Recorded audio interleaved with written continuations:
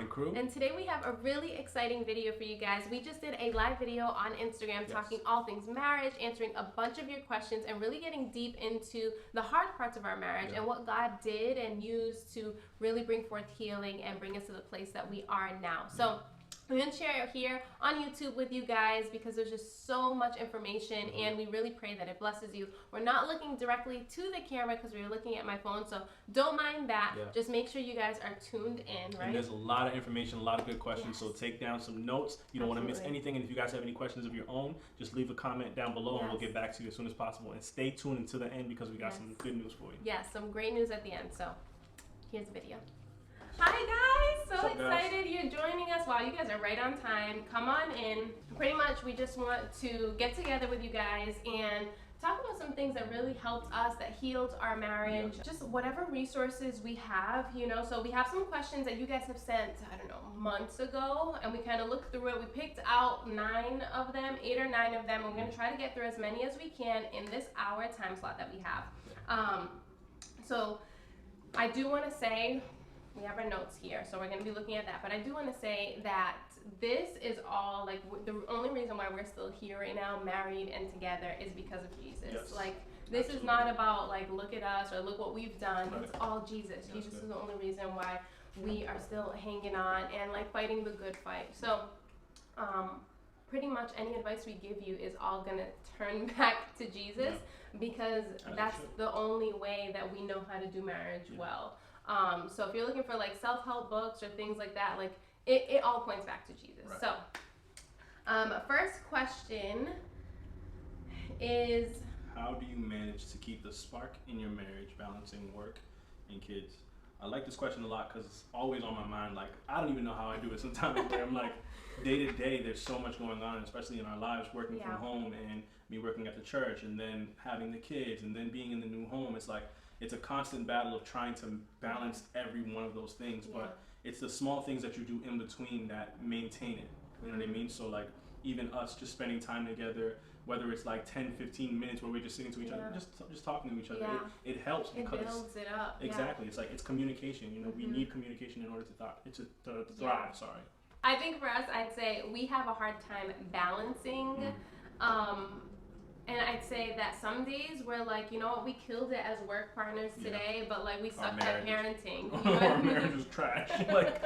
Like we didn't water each other's in our marriage today because it was all about work. So it's just about trying to find a constant balance and giving yourself the grace as well in knowing that, hey, there's so many different levels to us doing life together, and we're not going to kill it at each one every day. You know what I mean? So if we know that we killed it at parenting today and, you know, our marriage was great, but we didn't show up like really business-wise, that's okay. Let's cheer each other on, encourage each other, and, you know, keep going. Don't ever feel like you're going to have it completely together because it's very far and few in between where you might have a great couple of days where it's like you got your marriage all set, the kids are good, they're bathed and everything, but it's like you're going to get hit with something else, but you just got to stand firm between the small things that you do. And just being intentional about spending time.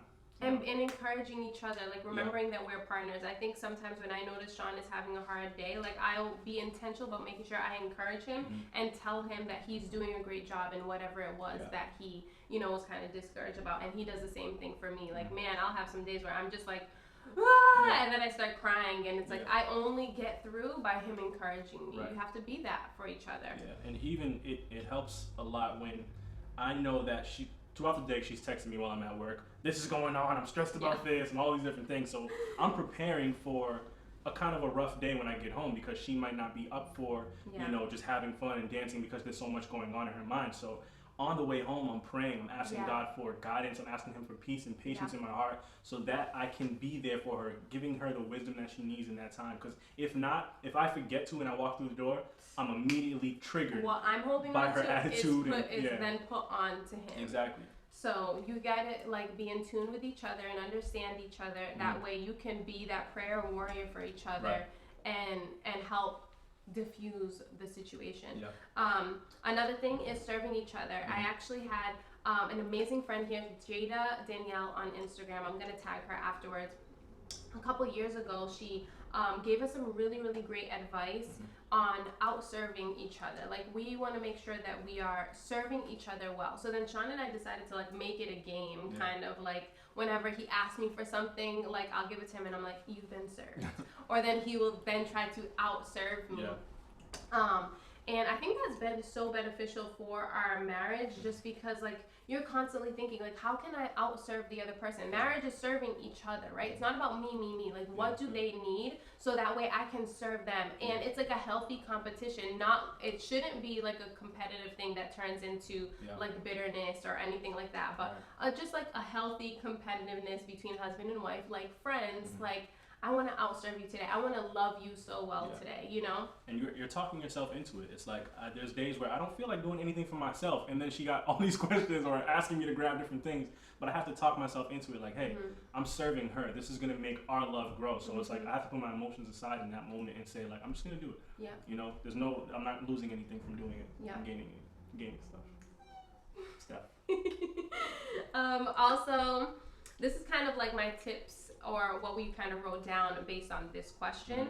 Having conversations about what we need and desire from one another. I think that's so important because it can't be a guessing game, guys. Like, you can't, like, I can't expect you. And for a long time, I expected him to know what I needed, what I thought. You know, I failed. Like, and I was just like giving him these tests to like, I wonder if he caught that little clue. No, he didn't know that there was a test involved, you know, in that conversation. So we have to communicate with each other like daily, or if there's something that, like a situation that comes up and I thought or expected Sean to respond a certain way, I'll bring it up in a conversation later on and say, you know, I would have like really loved if you did X, Y, and Z.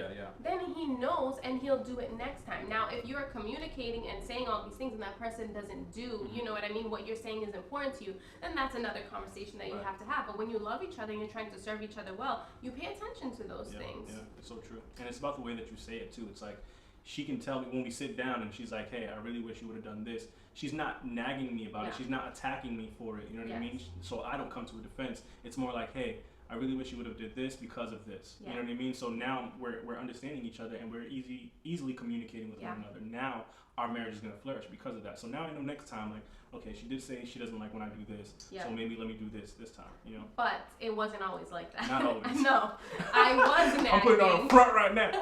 I was bad. I was nagging, or I wouldn't wait until my emotions subsided, and I would say like, why wouldn't you just do this? Why wouldn't you? But you like, are you didn't serious? Know that. I didn't know. And that comes from your past relationships too. It's like, it's what you're used to.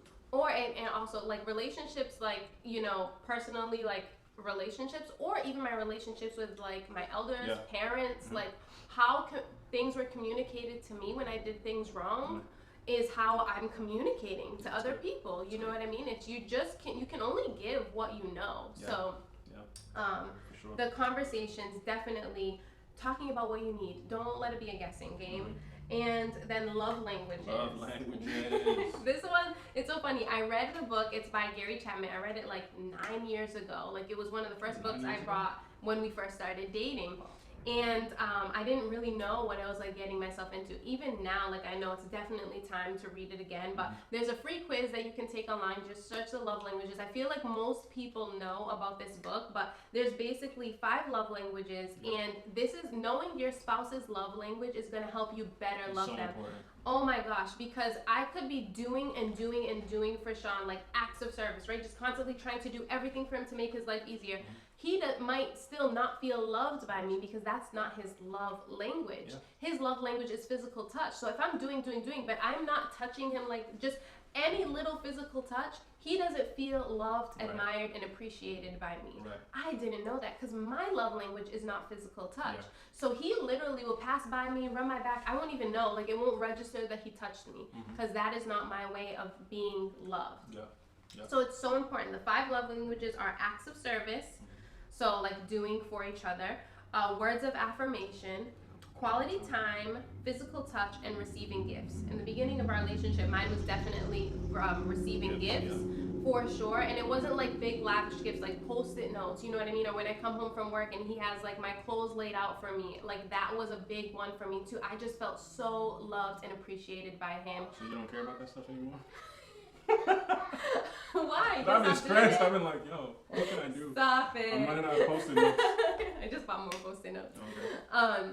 Yeah, so that's not mine. As you grow, your love language changes as well. So right now, because that was before, we didn't have many responsibilities. We didn't have kids, you know what I mean? Yeah. And it still is one that definitely makes me feel loved and appreciated. But I know right now, acts of service and words of affirmation are one of my biggest ones because I want to be affirmed, need to be affirmed, and he does that so well.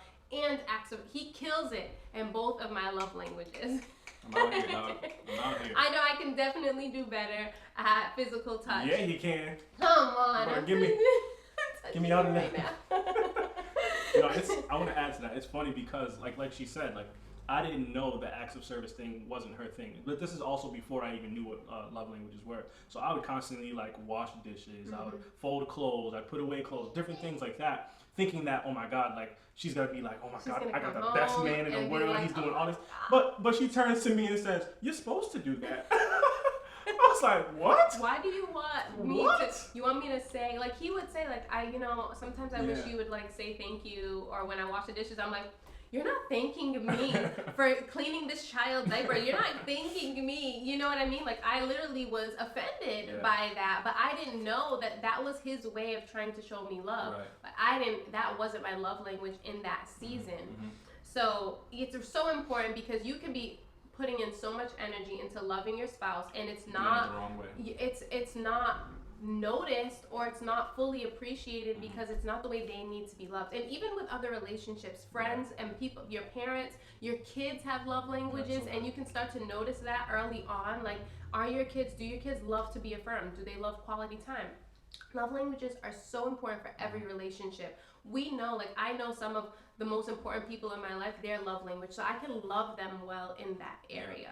So that's another one. Major point. And then marriage check-ins. My friend Jada, like I said, she's an amazing woman of God. I definitely gonna have to add her afterwards, so you guys check out my story. She told us about marriage check-ins, that this is something that her and her husband did, and I'm just gonna read some of the things that she told me. So she said, set aside a specific time every week that you stick to talk about things. If there was a disagreement, then you can address it, and it's not coming from a place of defense. You can ask each other questions like, what did we do well this week? How could I have served you better this week? Where could I have been better for you? And then take time to affirm each other, speak life over each other.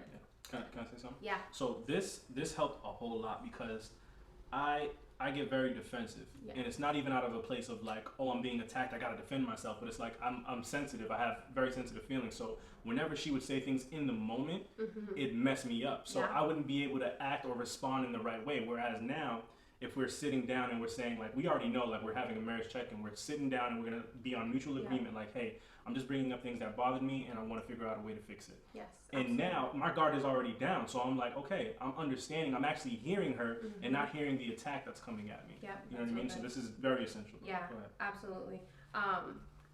Talk about what we'll do better the upcoming week, spiritually or in general, and then this will also help us keep accountable. That's the last thing. So I want to talk about those because this is so important. I think when she told me about this for a long time, I was telling Sean, we need to start doing this, we need to start doing this, and he, I realized that he was putting it off because he thought it was going to be all right, let's sit down and talk about what you did wrong. Right. That's not what this is. Right. That's putting you both on different teams. You are on the same team. Yeah.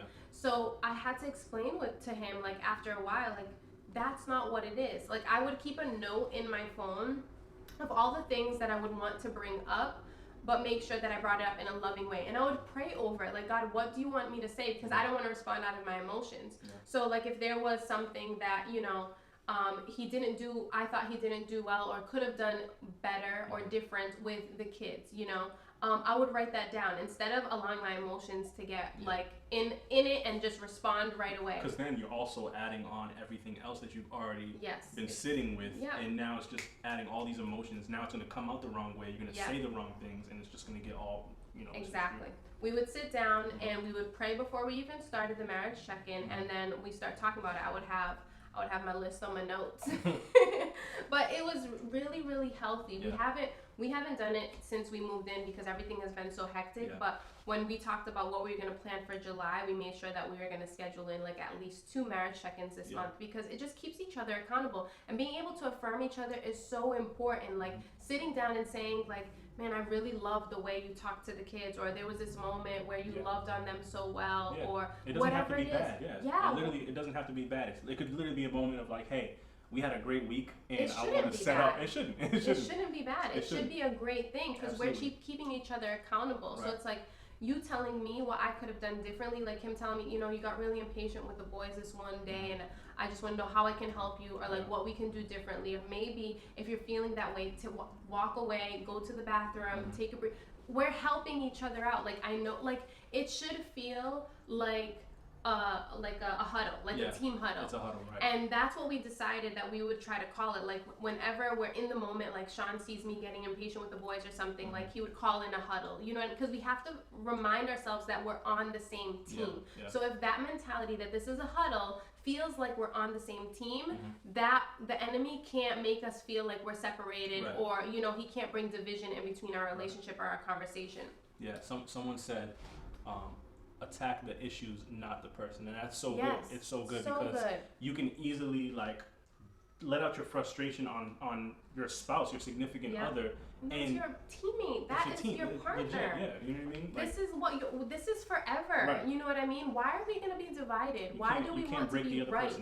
You know what I mean? So even taking the time to affirm each other. The enemy wants, like, I want you guys to understand how important marriage is. This isn't just about you and your spouse. This is children. This is generational curses being broken. Like, I grew up with my parents being separated ever since I was 2. It was all I knew. So when I saw friends that their parents lived together, that wasn't my normal. I only knew living with my mom, seeing my dad on weekends. My kids will only know living with both parents and seeing a healthy, loving marriage. They're only going to know that. So when they go into their own relationship and their own marriage, they're only going to know healthy. Like, this is a big deal. So the enemy is going to do whatever he can to bring division. I need you to understand that it's not just you, it's the children, and it's a generational curses. So the enemy is going to try to use anything. If you are not affirming your husband or your wife, someone else is going to, and then that is going to be being fueled by someone else in the workplace, in the store, or whatever. And then they're going to be searching for that where they're not getting it. It's not a competition. This is like someone just said, this is your legacy. Yes, like this is important. This is more important than how I'm feeding my kids, you know, or showing up for them, because this is what they're seeing every single day. So we're not going to leave any footholds for the enemy. We're going to affirm each other. I don't care if you're putting your pride to the side. You're going to tell that man he looks sexy. You're going to tell that man like he is killing it. You know what I mean? Like, we're going to show up and be able to do that for each other, because ain't nobody else going to do it. So yeah, those marriage check-ins are absolutely crucial and critical. And then next question, I think we're good there, right? So that was only one question, guys, but we talked about a lot of things. We 20 minutes in? You gotta speed this up. How do you deal with finances? Who pays for what? Did you two establish who would pay what at the beginning? So I think for us, we never really had that issue at all. It was weird. Like, I don't even remember having a conversation. I know. Where it was like, nah, I'll pay for this or whatever. Like, when we first started dating, I think it was just like, you know, like you'd pay for dinner, I'd pay for the movie or something like that. But it wasn't like I think we would like kind of fight over it. Like, no, I'm gonna pay for this. No, I'm gonna pay for it. You know, and then it just was like natural. It just came naturally. We very early on like moved in with each other, so we shared expenses. Like, we're paying rent, we're paying all these bills together. You know what I mean? So it was never a conversation that we had to have. But we understand now that all of our money is God's anyways, right? So like, everything we have belongs to God. So the money you're bringing in at work, the money I'm bringing in at work, it all belongs to God. So it's just one bank account, and we both get to disperse with it however we see fit. Even though it's separate bank accounts. Yeah, some people, they do the joint bank accounts, which is totally fine. We just never felt the need to do it because say I'm going to the store or something like that, and I don't know, I forgot my card, or I didn't have enough funds in my account. I would just call her and just say, hey, can I have your card? And it would just work out that way. That's just how it works. We don't complain about how much money one or the other has. It's the same thing. You know what I mean? So, yeah, it's never been an issue. Yeah, we have separate accounts just because like we have a bunch of different accounts. We have his checking because he gets direct deposit. I have my checking, and then I have my business accounts. We have a blessing account that we put in money. Yeah, we have savings. Yeah. So we kind of like all have we have a bunch of separate accounts, but whatever we need, we just pull from those accounts, and that's it. So there isn't like who pays what really. Like it's just like, hey, I'm paying the mortgage. Hey, I just paid the phone bill, and it's not like you need to give me half. Or that's just I feel like that. That's where problems they start up. Because honestly, finances is one of the biggest reasons for divorce in marriage. So like, why are we gonna even make that an issue? Right. No, like we are one unit. Though I don't help Sean with his work at work. So what? He's providing for our family. And the work that I do, he is such a big, like what you guys see me do, like none of it doesn't have Sean's hand in it. So like he is working alongside of me. So it's just all ours to share and then do whatever. So it's kind of like a what's yours is mine mentality, I guess. I know for me, I mostly run the bills, and like I'm the one who handles the finances. One, I'm not good at math. Stop I'll screw saying everything that. up. Stop, he's always saying that. Stop declaring that over yourself. You're getting you're getting better. But yeah, it's just easier for me because I know how it all works. But we did talk about him learning, me showing him how we work with everything, because we need to be on one accord and understand like. There has been some arguments that we've had in disagreements because of like, let's say, not a lot, but I'd say just like a big one that I realized, okay, he needs to understand like what's in the bank accounts, because like he came home after talking to the contractor that was building our house, and he was like, oh yeah, like, so we only need to pay like 20 grand. And I was like, because in my mind, I'm thinking about all the work we're doing. I'm like, yo, he's like, oh, our bank account is straight. We comfortable right now. But she's budgeting like, everything and putting things in savings, putting things in the blessing account. So it's not like, hey, we have all this chunk of money to spend and blow and do whatever we want. I was like, so I was at a comfort zone, like, we good. And he just came home like that, and he's like picking up toys, like, and I'm like, and she lost it. What? Because like I realized he doesn't know what the bank accounts look like. Like when he needs to swipe the card to buy anything, he just be swiping and buying whatever. And same thing for me, but like I also know like, okay, we can do this. Where thank God we're at a place financially, like Jesus is so faithful that we don't have to think about it every time we swipe, you know? So it wasn't always like that, guys. I mean, you know our story, like financially, we have struggled. So by the grace of God, we're at this place. So he needs to understand what the bank accounts actually look like. So it is important to be on the same page and talking about, hey, what are we budgeting? What are we paying down? Are we paying down debt? Like, what are we doing? And both, I think it's really helpful for both of you to know what the finances look like. Yeah, so absolutely. For this, how do you learn to control your emotions when you're upset? I know it took a long time for me to figure this out, and it was because I wasn't including Jesus in my emotions. Yeah. You know, I was so used to growing up and dealing with my emotions by myself. You know, I was an only child for a long time, 12 years, and you know, whenever I would feel down or whatever something was going on, I'd go right up to my room, and that was it. It was just me and my emotions. So even in my relationship, I brought that in, not knowing how to vent the right way properly, or even just to speak on how I felt, because I was so used to just staying quiet and not opening up to her. And that took a big turn on our relationship because she's a communicator. Absolutely. And all women are communicators. I'm not. Well, I wasn't, I would say. I didn't like communicating, so for her it was like she'd be looking at me like, what's going on with this guy? But for me, I'm like, it's not even about you. It has nothing to do with you. I'm just not feeling it today. You know what I mean? But I didn't know how to communicate that until I started including God in it and just praying to Jesus like, hey, I don't know why I'm feeling this way today, but I need you to release it. I'm surrendering it to you, surrendering my emotions to you. I need you to take it and just move and help me to move forward beyond this and help me to communicate it. If I'm not feeling good, I need to just say, hey, babe, I'm having a rough day today. I need you to pray for me, or I just need you to encourage me, or you know, give me a massage. That's all it takes, you know? Because we want you to communicate. We want to know that you desire communicating with us. So like, just do it more. There would be times where, like, if we got into an argument, or like I knew like Sean needed to apologize or something, man, if he waited 30 seconds, like every minute that passed, I was like, yo, okay, another In my mind, I'm like, okay, we'll talk about it tomorrow. And I needed to talk about it right away. Yeah. So he didn't know that though. It wasn't until maybe 2 years ago that we realized what was different. Like, I grew up by a single mom who, she needed to handle everything right away. She didn't let things just wait and subside. Like, she needed to talk about things and address things that were wrong. Sean grew up seeing his parents get into a disagreement, kind of go their separate ways for a couple days, and like just like not really talk about it, and then come back and act like nothing happened. Yeah. So he thought he was about to do that here. Yeah. Like subconsciously, I was like, it's gonna work. He thought, like he didn't think like, cause he knew I needed communication, so he wasn't choosing to do that, but it's just what he saw was what his normal was.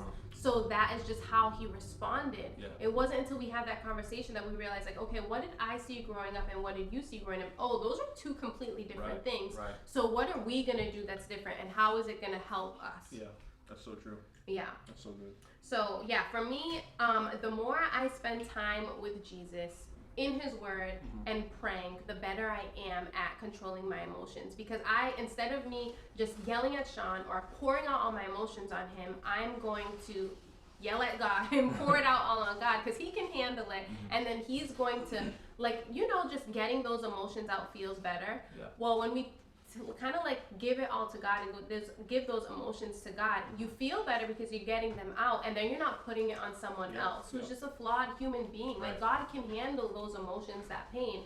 We cannot always handle that from each other.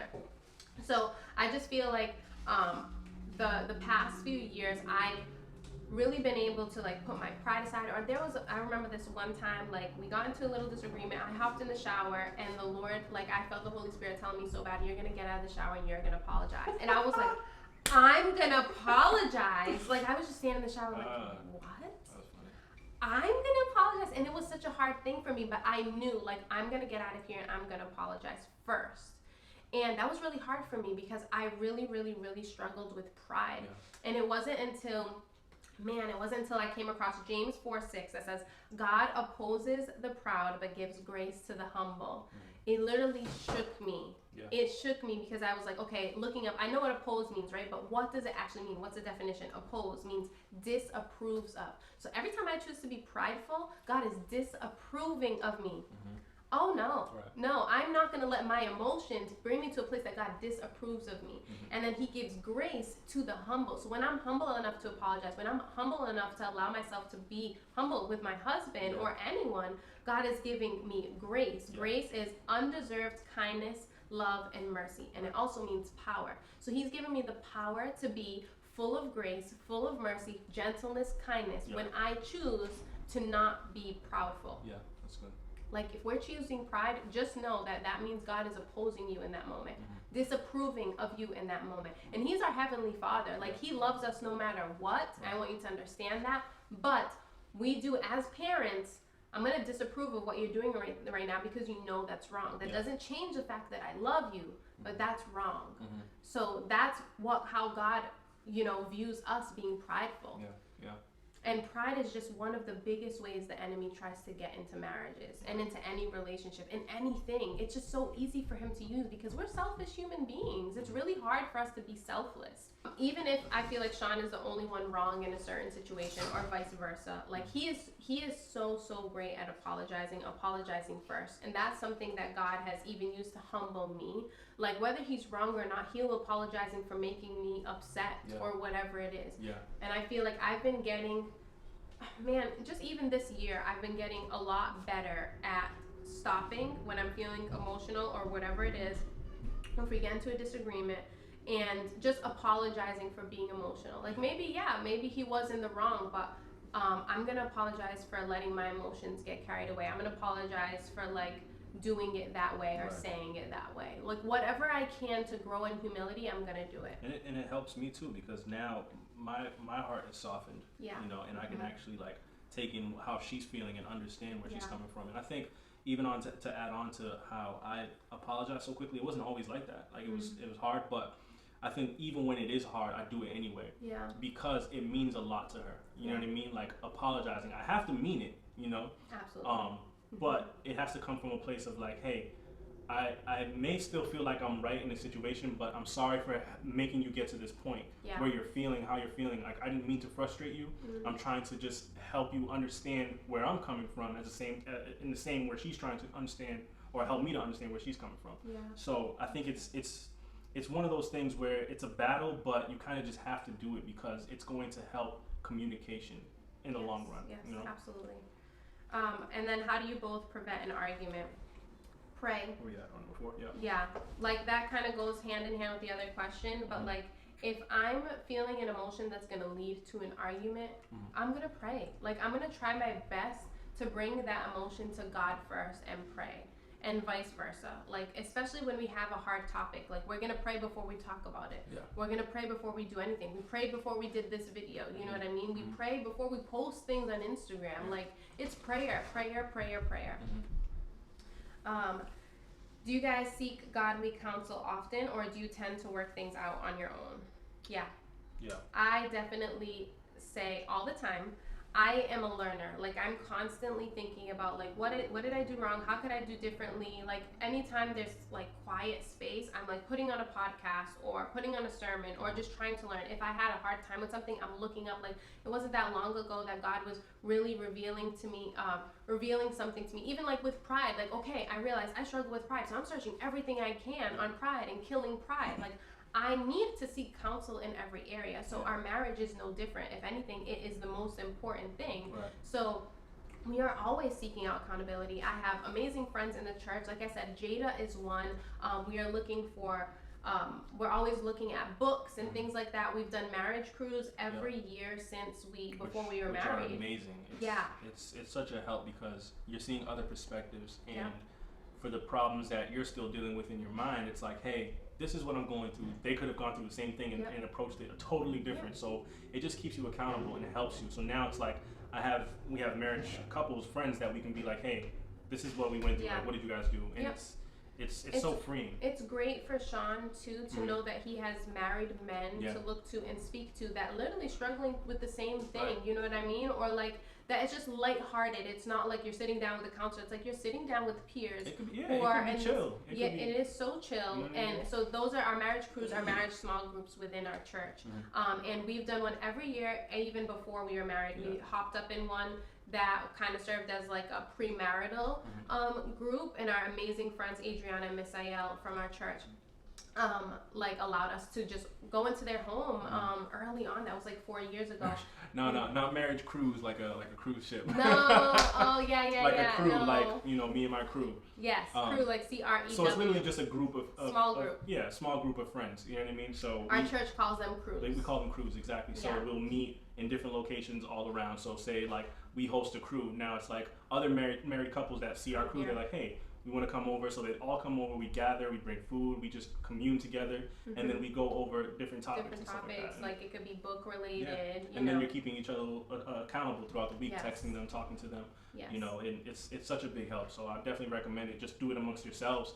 Find other, even if it's family members that are married, you know what I mean, like other couples, sit down with them, and you'll be so surprised at how much you're going to grow from those conversations that you're having. Absolutely. So don't take it for granted. So that's just another way that we sought out godly counsel. We got together with other people that were in godly marriages, and whether they're peers, like kind of like the same amount of years as us or whatever, or like that have been married for longer, that have more like wisdom within marriage. Right. It's really important to have both. Yeah, and it's different age groups too. Yeah, we had like a couple who was married for what, 20 years maybe or so. So you're learning so much from their wisdom. And then you have people who are newly married. So it's like you're getting so many different opinions and perspectives. And people that have kids, when you don't have kids, and then you're going to know ahead of time. Right. Exactly. So that's super important. So I said, I love the idea of a marriage cruise. Me too. Me too. That might be a thing. Let's do that, please. Once COVID is over, we'll do a marriage cruise. Sean also meets with our pastor as well, so he seeks out godly counsel because he works at the church. So like pastor's literally the next door over. So whenever we get into an argument, he's like, I'm gonna meet with pastor or whatever, or like a disagreement, or whenever we're going through something and he needs guidance, like he knocks on pastor's door. I have a few people. I love reaching out to people people even on social media, like other godly women that I see like truly love Jesus. And I truly love to meet with women that are gonna tell me what I did wrong. I don't know if it was the way that I was raised, but like I just need to know, what did I do wrong so I could do right? Like, was I prideful? Like, I need you to tell me that I was prideful or whatever it is. Yeah, it might hurt, but like if it's gonna benefit my marriage, like just tell me the hard stuff so I can fix it. And that's so important. I think it would be foolish to try to do marriage, a godly marriage, on your own. Like, we don't have any type of experience, or we didn't see godly marriages growing up. So why would we think that we could do it alone? You know, we can't. Like, I've only seen really failed relationships. Like, I need counsel. I need to know how to do it the right way. So all right, so we got about 20 minutes, so okay, you know, let's fly through these. How do you know when's the right time? Yeah. How do you know when's the right time to get married? Right after being engaged, or question mark? So I think for us, we personally did it all wrong. not you think, we did. We did it. we did it all wrong, guys. Not to say that the way you're doing it is wrong, but yes. I think there's a way to go about it, especially when you're including God in the whole thing. You know? Like, I say that we did it wrong compared to like what we know now and how we should have did it. Like, for us, we definitely should have did it differently, but God's hand is still on it.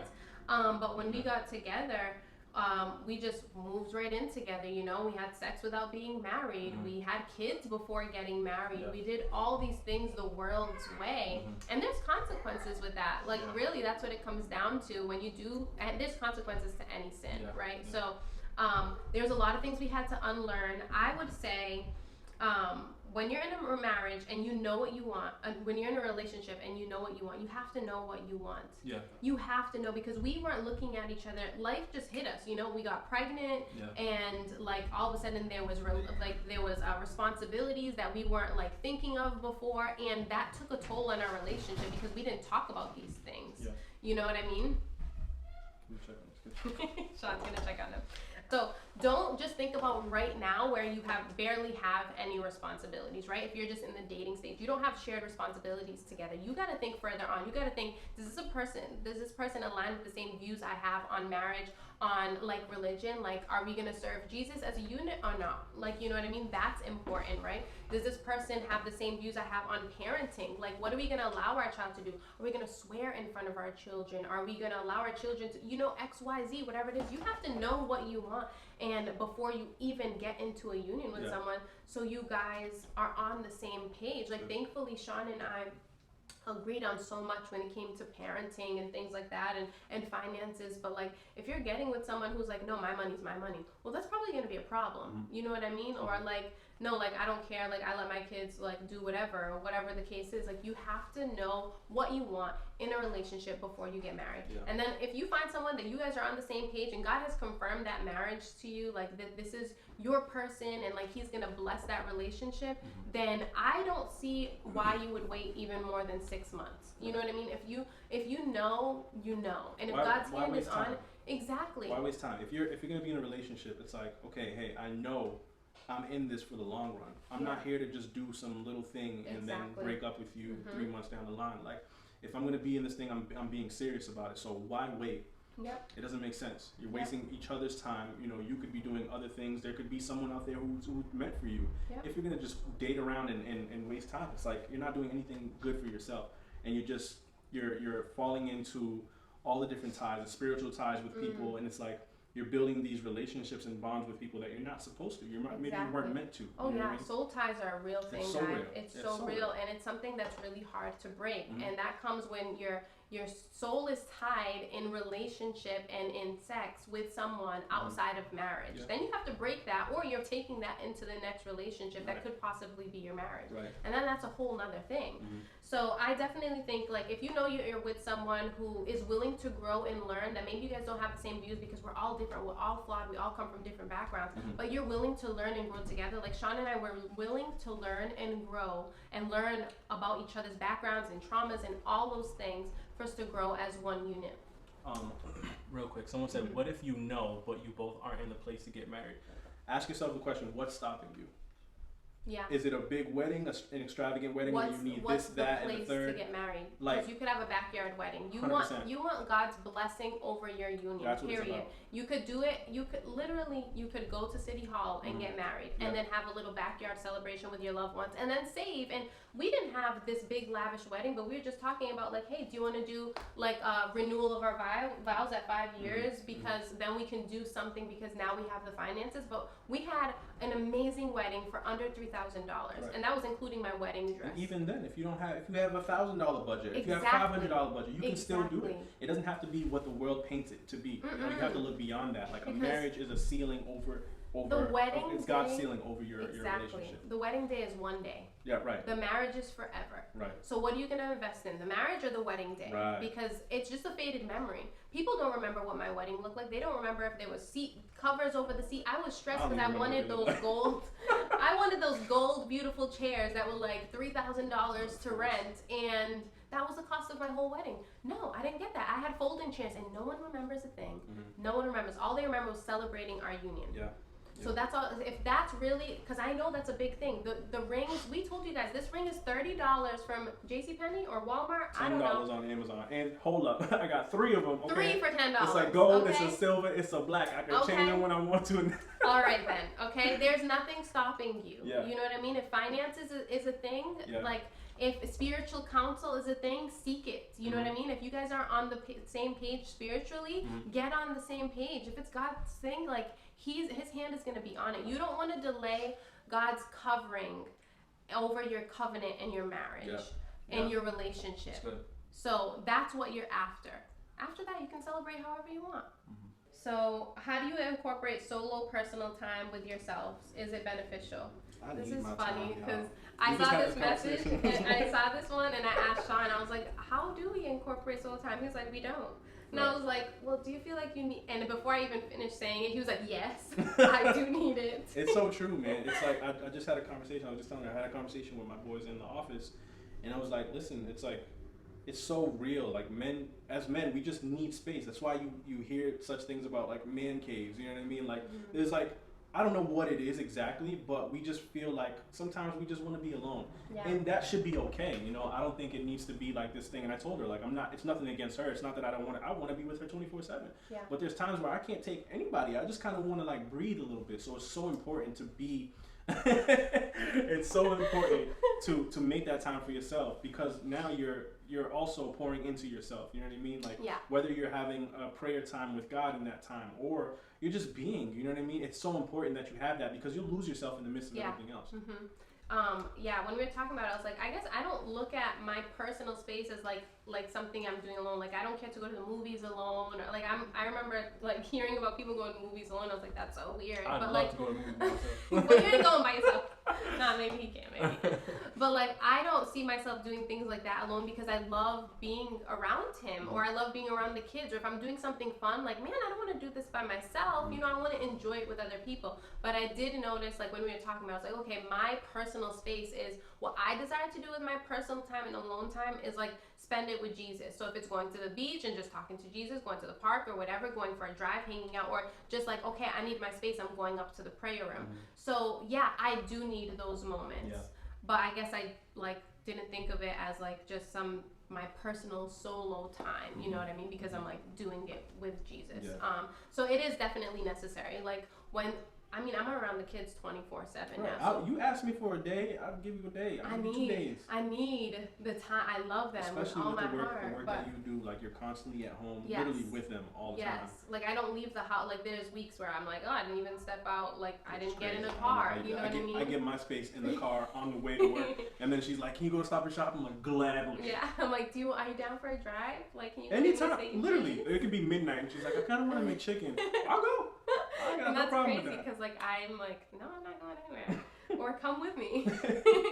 I did see one message. Someone said, what if I want a big wedding?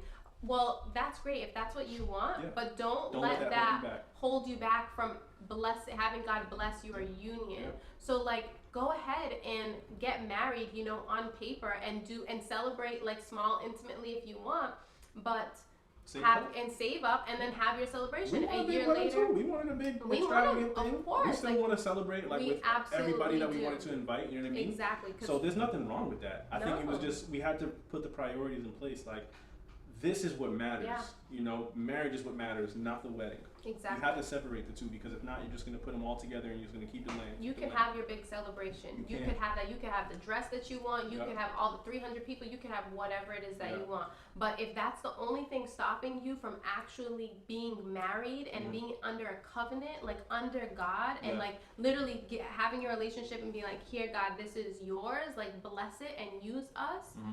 That shouldn't stop you from doing that. Because it's not important. Right. It's not what's gonna hold you together. An expensive ring is not gonna hold you together, you know?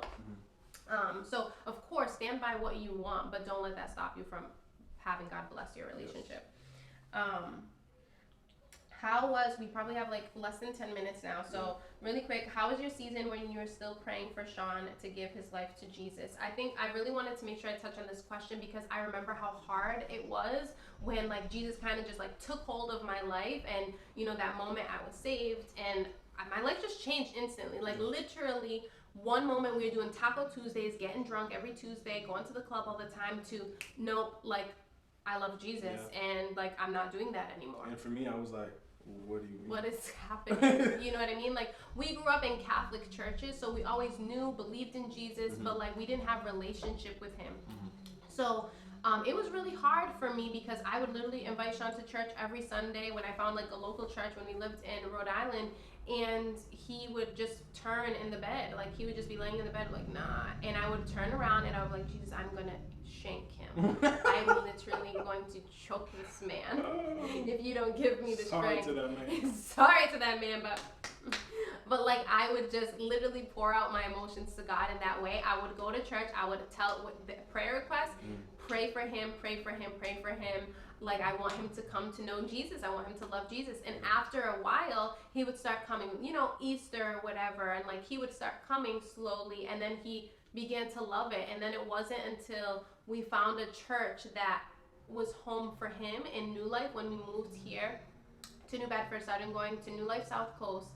That was the first day I saw Sean worship with his arms up. And I literally just started bawling my eyes out. And I was like, this is home. This is it. Like, this is where we're going to build in our relationship with Jesus. That's where the desire started to grow for him. Like, for the things of God, we would have conversations like, man, like where his old job didn't allow us to be a part of the street team and all of the community things that the church was doing, and we would be praying like, God, like we want to have those opportunities. And now he works for the church, and now we're in those things, you know what I mean? So I think but before that, it was maybe, I don't know, a year or two of a lot of praying, constant praying. I remember once Sean started going to the church, the local church in Rhode Island, consistently, and he was like a part of that, and that was something we did together as a family. I'll never forget the pastor looking at him and looking at me and saying, look at what you prayed for, look at what your prayers did. And that was my faithfulness in prayer. Yeah, I'm sure there was many times where I got upset with him and I let my emotions like come out where he saw that, but like I just kept taking them to God. I kept praying, I kept believing. So you're just gonna keep praying. You just have to keep praying. That's all you can do. We can't force them, because then they're gonna be on our walk with us. Like, you can't do that. You have to just keep praying. Yeah, and I want to add to that. Like, I think her being graceful to a certain extent helped me a lot, where it wasn't like this nagging thing and attacking, why don't you want to come to church? It didn't, and I never felt uncomfortable, you know what I mean? Like, it got me to the point where it was like, it just started to build up. Every time she would ask me, you know, it'd be a seed planted. Another day, it'd be another seed planted. And it was just the changes in me that would water those seeds. Exactly. She never came at me in a disrespectful way or saying like, you need to let go of this lifestyle and come over here. Like, it was never condemning. So I think that gave me space to kind of decide to take that leap, you know what I mean? So I think that's very important in the way that you approach it. Absolutely, yeah. Because they see that in you. Like, if we're gonna be nagging them, like, that's not Jesus. You know, Jesus does not have to force anyone to love him. So we don't have to force them to love Jesus, because then it's not gonna be real. And then when Jesus comes, it's gonna be like, your love wasn't even real, and we don't want to be responsible for that. They need to come to know Jesus and love Jesus with their own intimate experiences with him. So that was the last question, because we're running out of time, right? This was great. I'm gonna, oh my gosh, I can't wait to like go through these questions. But I just want to remind you guys, this is something that we mentioned in one of our last live videos a long time ago. Man, God wants to be included in every part of your life. Yeah. Every single part of your life, he wants to be included because he's there already. When you wake up, he's there. So when you're around for someone, I want you to picture like literally Sean being here with me, cheering me on every step of the way all day long. If I'm not acknowledging him, if I'm literally like working, waking up or whatever, and he's saying, I'm making decisions, I'm cooking, I'm taking care of my kids, and he's like, you're doing a great job, like you handled that really well, and I'm not saying anything to him or acknowledging him, how weird is that, right? Like he's right here and I'm literally just ignoring him. That's what we do with Jesus a lot of the times. Like he is always there. He is rooting us on. He's cheering us on. He is guiding us. He's telling us which decisions to make and we don't even realize it. And we're ignoring him. We are ignoring him. He wants an intimate relationship with you. So in your marriage, in your workplace, in your day-to-day, waking up, talking, like he literally waits for us. He's literally so graceful and so loving that he wants to do life with us. So just be more intentional about having those conversations with him. Like when a thought comes into your mind, don't just automatically assume that it was your thought. You know what I mean? Like maybe like God put that thought in your mind and it's just a conversation starter for you to have with him. So I just wanted to encourage you guys with that because that's something that I constantly have on my mind, and I feel like people don't, I'm a visual person, so I need visuals like that. So if that visual helps you to realize that how God is always with you, and he wants to have those conversations with you, because we can go to day with ignoring him, but when we need something, when something goes wrong, we're like, oh Lord, please. But it's like, why are we the children that only call our parents when we need something? You know what I mean? We're only calling our dad when we need him to help us, but not to just like have a conversation and grow in intimacy with him, you know? So we'll end on that. The good news that I want to share with you guys is it's not a baby. We're not pregnant. I saw a few people in here like, oh, I know it's a baby. It's baby number 3. No. Not yet. But we really love doing these videos, and we want to start our own little marriage group with you guys. So we're going to be doing the Marriage on the Rock book that we actually did in our last marriage small group. It was such an amazing book. It really helped our marriage and to dig deeper. It literally blessed our life. So we're going to be sharing all the details. I'm going to share it in my stories after with the link so you guys can buy it off of Amazon. It's a workbook and an actual book, but it also comes with video as well. Like when we did it in one of our marriage crews within our church, we just watched the videos weekly, and then we would do the workbook and kind of touch on it. So I think it's just going to be so great for you to get together with your husbands and just dig deeper. You know what I mean? We're all flawed human beings. We'll all come from different pasts and different situations. So it's helpful to understand where each other's coming from and just to dig deeper, talk about children, talk like all the things in that book. So the book is Marriage on the Rock, not Rocks. And gosh, is it from Jimmy? I'm about to drop this Jimmy Evans. Jimmy Evans, yes. So I'm going to share it in my stories tonight, like I said, with a couple other resources. I did want to also mention another resource that's been amazing as well is this woman, Linda, on Instagram, Minister Linda. She is absolutely amazing. She shares so much about marriage. She does prayer lines like every Tuesday. She does live videos all the time. And man, her ministry has blessed my life so much. So I'm going to share her books as well. She has 2 books, How to Be Positioned by God for Your Husband to Find You. Absolutely amazing book that so many people said like just changed their life. And Divine Intimacy, Overcome the Spirit of Lust, Porn, Masturbation, Fornication, and Break Soul Ties. You do not want to take that stuff into your marriage because then it's just another healing process that you have to do with someone else involved. So her 2 books are absolutely amazing resources. We're going to give you guys 2 weeks. We're going to start on, what day did we say? July 20th is going to be... Divine Intimacy. Oh, Divine Intimacy. Her page, she changed her @name, but it used to be 𝗃𝗂𝗍, like Jesus Christ King. 𝗃𝗂𝗍. If you type that in Instagram, her page might still come up. Follow her, go to her website, but after this, I'm going to share it all in my stories as well, so you guys have links and all of that, and make sure you follow her. She does live prayers every Tuesday night, and it's literally life-changing, So, 30 seconds. We're going to share, oh my gosh. Okay, so yeah, we're going to do this on July 20th, and we're going to come together and we're going to start reading the book chapters by chapter. We're going to dive into this thing, kind of like a marriage study together. Get your husbands, or husbands, get your wives. And then also, I don't want you to feel discouraged if your husband's not ready or to start this, you know what I mean? Because that can be discouraging, but don't. You work on it. He will see the fruits of what you're putting into your marriage, and you just slowly and gracefully continue to ask him or just share the video with him or whatever the case is. So, we love you guys so much. I really hope this was helpful, and we will give you guys more details on our marriage group. It's gonna be so exciting. I love you guys so much, and be blessed. Be blessed.